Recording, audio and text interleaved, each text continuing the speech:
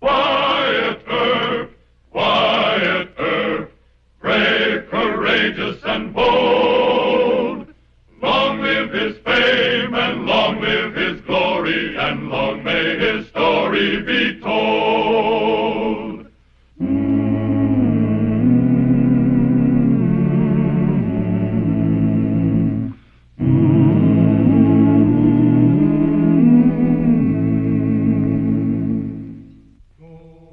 General George Armstrong Custer led the 7th Cavalry against an overwhelming force of Sioux and Cheyenne Indians at the Little Bighorn in 1876.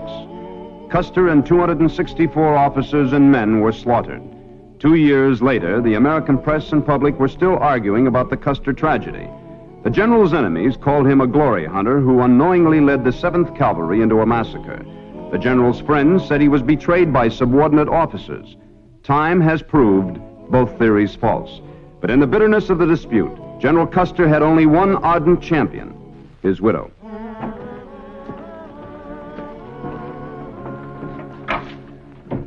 You remain standing, gentlemen. Will you come in, please, Mrs. Custer? Thank you, Colonel Benteen. Gentlemen, please do make yourselves comfortable. I know all of you by your first names, so we needn't be strangers now. General Sheridan has just telegraphed me. He says that Colonel Reno must be granted an official court of inquiry. The court will be held in Chicago. I assume that all of you will be witnesses. Am I correct, Colonel Benteen? That's right, ma'am. And I can assure you that General Custer's memory will be respected by every man in this room. Oh, we had our differences, but it was always give and take. We despise Reno. None of us has spoken to him socially these years. Then you've already discussed... I mean, you'll say nothing against Colonel Reno that might reflect on General Custer. No. Or the regiment. Here. Mrs. Custer, you will always have our love and loyalty. Thank you. Thank you. This is most kind. I won't detain you longer. That will be all, gentlemen. Don't worry, Mrs. Custer. You and the 7th have suffered long enough.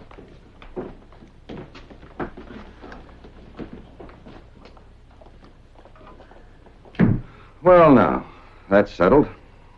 They faced it as I prayed they would. But there's still his fellow Hendon. Chris Hendon? What's he pestering you about? This came yesterday. He wants money, I think. I'm supposed to meet him in Dodge City. This is nonsense. I'll burn the thing. No, please.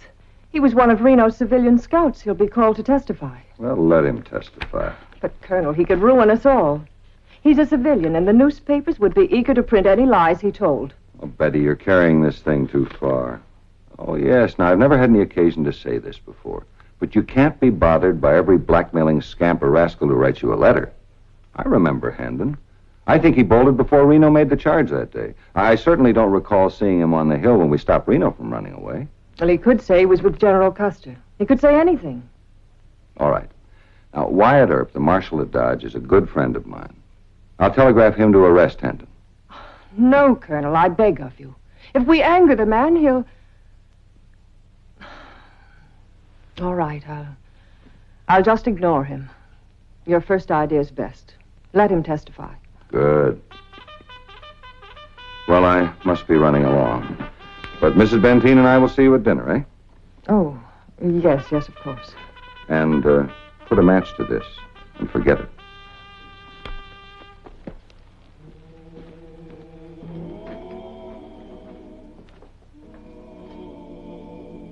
He was a show-off, a glory hunter. I charge him with full responsibility for our defeat. If you ask me, he didn't die like a hero. I think he was just as big a coward as Reno. The Army can't cover it up forever. Somebody will tell the real truth. Miss Custer? Sergeant Turner, Corporal Mills. Mrs. Custer? Is Mr. Hendon in Dodge City? Yes, he is. He's still hanging around the saloons. Dragging around town what he could tell if he had a mind to.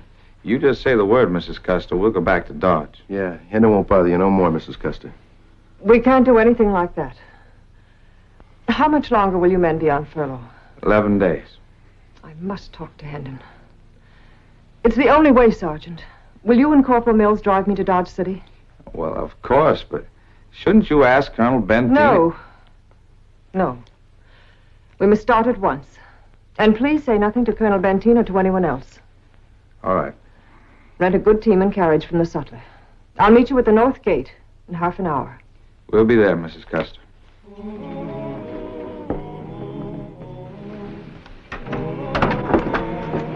Wyatt. Looking for you.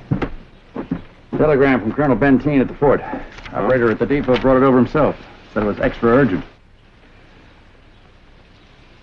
Now, the Army wants 2 soldiers named Mills and Turner arrested. They're on furlough wearing civilian clothes. Rest of it's just a description of the men. Now you pull a deputy off patrol and do just what the colonel says. You sure saved my neck in that bill knife business, remember? Sure do. We'll ring out the town.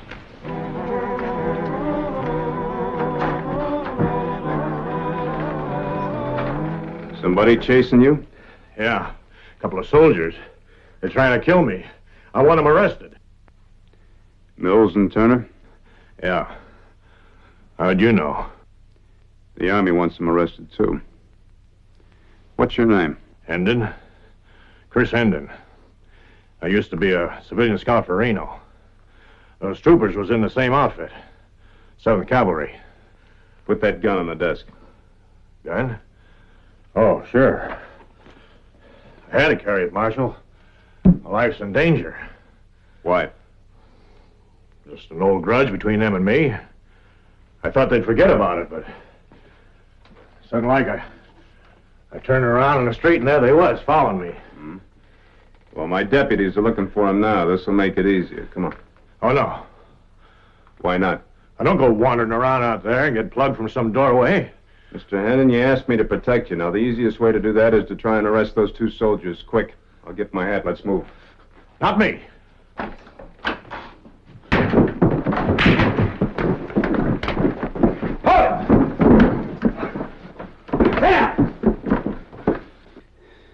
Well, it looks like you got the right men. We're tailing somebody halfway down the block. That's them. That's Mills and that's Turner. I want to charge them with an attempt to commit murder. Were they packing guns? No, sir. Colonel Benteen wired a request to hold you for the Army. You got any idea why the colonel wants you? No, sir. Lock him up. Come on, move. Move! Come on.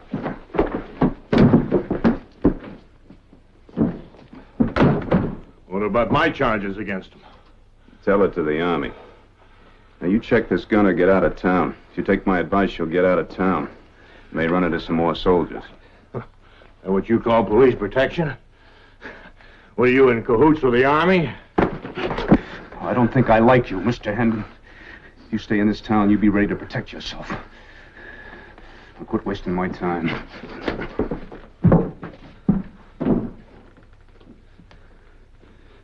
There's a lady at the Dodge House. She said she's got to see you right away. Who's the lady? It's a Mrs. Elizabeth Bacon. She wouldn't tell me what it was about, but she acted awful worried. All right. Did you get a good look at that fellow? Yes, sir. His name is Chris Hendon. I want you to keep an eye on him. Horse thief or cow rustler? 2 soldiers were after him. They usually got a good nose for a skunk. Go on.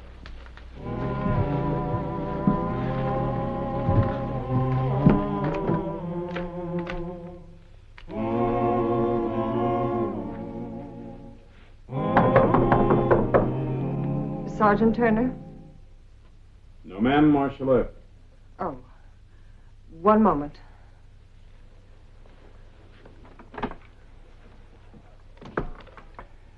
My deputies gave me your message, Mrs. Bacon. Come in. Thank you. I used my maiden name to register. My married name is Custer. Mrs. George Armstrong Custer. Mrs. Custer? That doesn't surprise you. No, ma'am, I've seen your picture. Mr. Earp, 2 soldier friends of mine have disappeared. I'm afraid that something might have happened to them. Sergeant Turner and Corporal Mills? Yes. Have you seen them? They're being held for the Army. Colonel Bentine's request. You put them in jail? Oh, that's nonsense. Colonel Bentine has no right to. I must ask that you release Turner and Mills at once.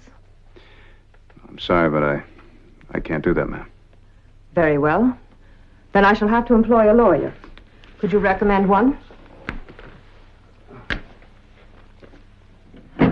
Mr. Earp, lawyer's name, please. Well, Mrs. Custer, that would be a waste of money.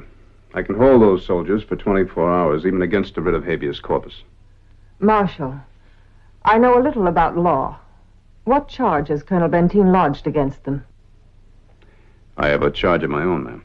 Indeed. What law did they break? They assaulted a Mr. Chris Hendon. Hendon? No, they promised me they wouldn't. Did they injure Mr. Hendon? Not much, no. Is Mr. Hendon a friend of yours? I've never met the man. Why do you ask? Well, you seem very concerned about Mr. Hendon's health, and you asked the soldiers not to hurt him. Marshal, is this a police interrogation? Mrs. Custer, Mr. Hendon claims to have been a civilian scout with Reno. Colonel Bentine and I went through a rather bad time together right after the Little Bighorn fight. An Indian agent tried to bribe some runaway soldiers into telling lies about Colonel Bentine and the 7th Cavalry. Are you suggesting Mr. Hendon might try to blackmail me? He might try it, yes. How absurd. General Custer needs no defense. You're being rather impertinent, aren't you? Well, I don't mean it that way, Mrs. Custer. I'd like to help you. All right, help me. Turn those men loose and forget your suspicions of Mr. Hendon. Well, I can't do that, ma'am. Good day, Mr. Earp.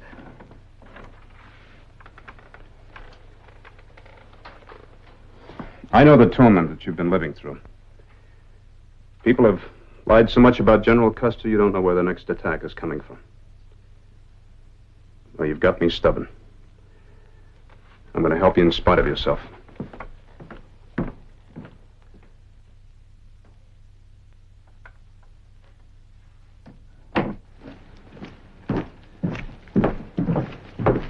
Oh, Hal. I told Ted to watch Mr. Hendon. Have you seen him? Yeah, Hendon's in the Long Branch. Ted's waiting up the street. Yeah, we'll go pull Ted off. I want both of you to watch the hotel, front and back. If Mr. Hendon goes inside, you send for me. If he leaves, don't wait for me, arrest him. Right.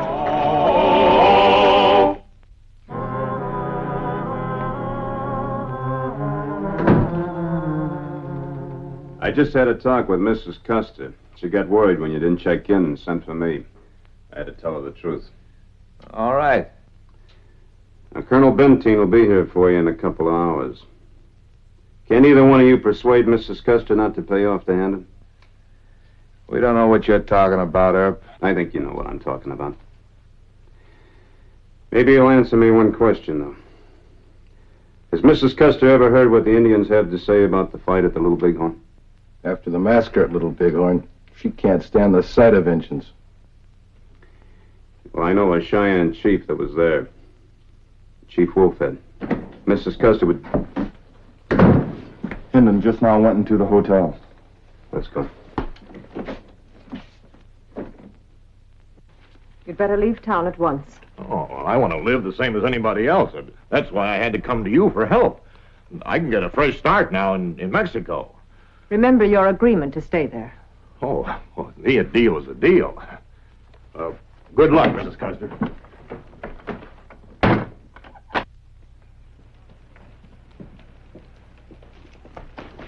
Hold it!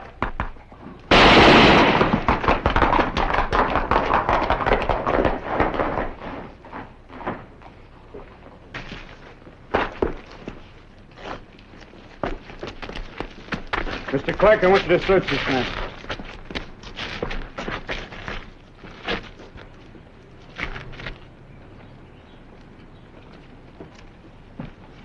Thank you. Mr. Clark, I want you to remember this. I may need you to testify. Throw some water on him, throw him in jail. Right. Get some water, will you? You can't be serious. Mr. Hendon asked Mrs. Custer for money, and she gave it to him. Look, there's the evidence. Now, don't you want to book Hendon for extortion instead of blackmail? He mustn't be booked at all. That would involve her, the regiment, Sherman, Sheridan, even Grant. If Mrs. Custer will do what I suggest. That is the most complete fool nonsense I've ever heard. General Custer's widow meeting with a Cheyenne renegade. Wolfhead is a brave chief, and you know it. Oh, now he's listen to me. This poor woman is going to be haunted by liars the rest of her life. She needs to hear the truth just once. From Wolfhead? He at least saw General Custer die. You weren't on that hill. You were kept busy saving your own command in Reno's. On a bluff 3 miles away, isn't that right? Well, then will you please go ask Mrs. Custer? All right. I'll ask her. I'll try. But she's liable to come marching in here and make you sorry I did. The perils of war, Colonel.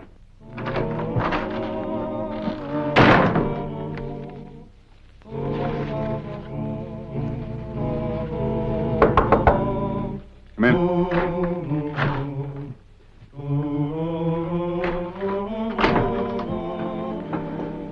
Mr. Earp, I will not be forced into a ridiculous gesture. Chief Wolfhead. A lying, filthy savage. One of the fiends who killed my husband and his men. All right. I must also demand that you drop your charges against Mr. Hendon. Mrs. Custer, I'm a civilian. You don't give me orders. Does this money belong to you? If you took it from Mr. Hendon, I assume that at least part of it is what I gave him. As a loan. A loan? Yes. May I quote you? What is that? Part of my report. I may turn it into the Dodge City Globe. You wouldn't dare. Yes, I would. You'd ruin us all, including your friend Colonel Benteen. You oblige me to tell you that Colonel Reno will be given a court of inquiry. All surviving officers, scouts, and many enlisted men will be called to testify. Don't you realize what the newspapers could do to us? The fact that I loaned money to Hendon would be twisted to make it appear as though I'm trying to influence witnesses. Aren't you? That's preposterous. The memory of my husband, his name and reputation are all that matter to me. Yes. But do you think you should lend money to a man like Mr. Hendon? What right have you to question my motives? He's a crook. He tried to blackmail you. Prove it. No, I won't even try. Here's your evidence back.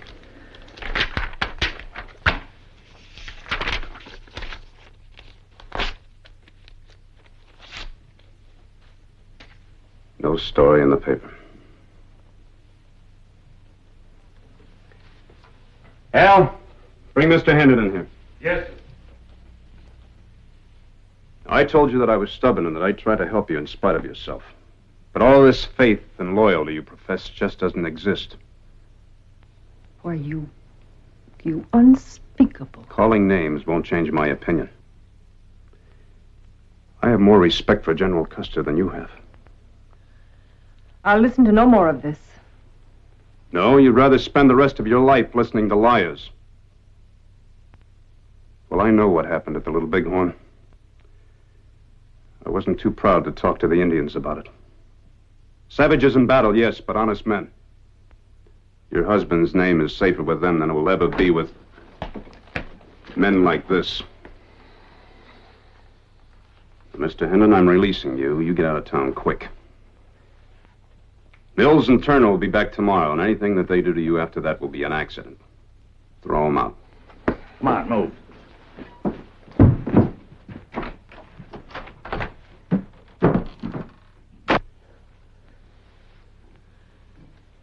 Where is this Chief Wolfhead?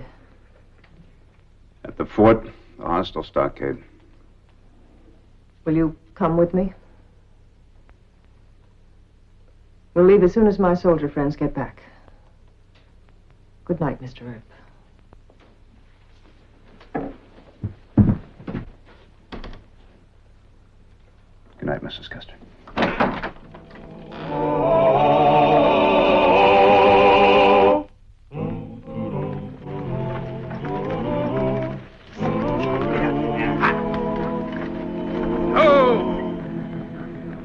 They put a chief in here? It's what the government calls a temporary stockade. The big stockade is a reservation. 2 visitors. Approved by Colonel Benteen.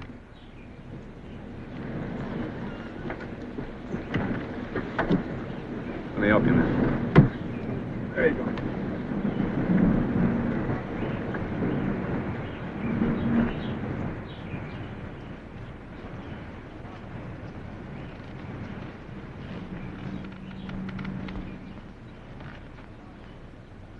Chief Wolfhead.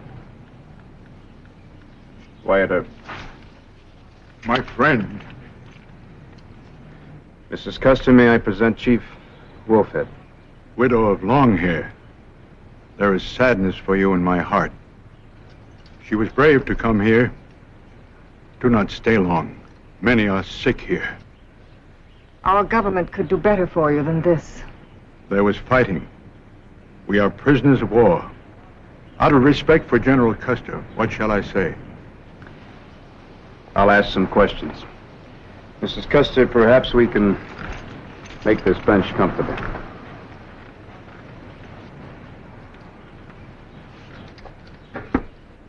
Longhair and Pony soldiers retreat to hill here. Chief Gall attacked on front and right. Crazy Horse lead many warriors to strike Longhair from left. I am told to move Cheyennes uphill from rear. Soon we have General Custer surrounded. We have 10 times more men. We have rifles that shoot quick, 12 times, Winchesters. Soldiers shoot only once, then have to reload. It was not a fair fight. Did General Custer try to run away? Run away? He is Longhair, brave soldier. He stands ground what is no bigger than his shadow. He fight to the last. A lot of our people blame General Custer for not uniting his command. Some of them say he should have waited for the Terry and Gibbon columns to arrive. Now, what do the Indians think about that talk? Stupid. There is dust and smoke. How could Longhair and his scouts count our warriors? We hide most of them in hills until fight commence. Chief Wolfhead, a lot of our people who weren't there say that if Reno and Benteen had charged straight for the hill, they could have saved General Custer. No, not enough soldiers. Too many of us. And what if General Custer had waited for the Terry and Gibbon columns? My friend, they would all be dead. I feel anger here when white soldiers blame each other. Any questions, ma'am? No. It was war. My husband had his victories. It was ordained that he suffer one defeat. I realize that now. Mrs. Custer, I have my defeat also. The Great Spirit allowed your great husband to follow the guns and trumpets and pass from this world with honor. I am not so honored. I'm sad for you, Chief Wolfhead. This will be changed. You've taken my fear of liars away. I'm deeply grateful.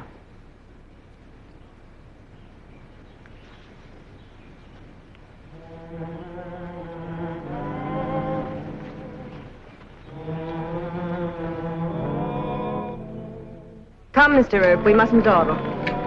Yes, sir. I have to see the Commandant about those dreadful conditions in the stockade. Then I leave for Chicago to tell General Sheridan what I've learned from Chief Wolfhead. Thank you. Let's go.